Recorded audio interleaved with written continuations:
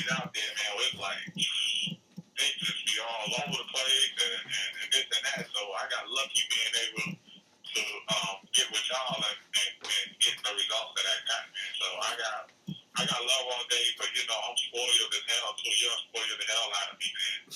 Right. You know, so that's the whole reason why I be calling you, bugging you like that. So basically, you know, you already know I can get it done in 5 days. So I got you done. So now me doing your client these group in 10 days. You say that's fast.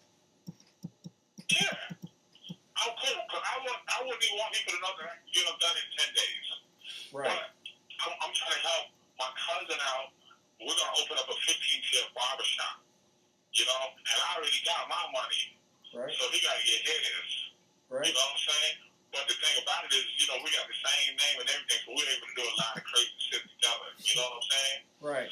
So, our moms and sisters and everything, so we like first cousins.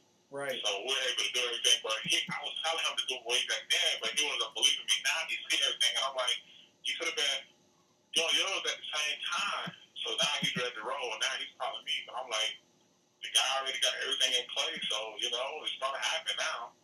You know, just go get everything situated. We done found the same guy that got us the nail shop.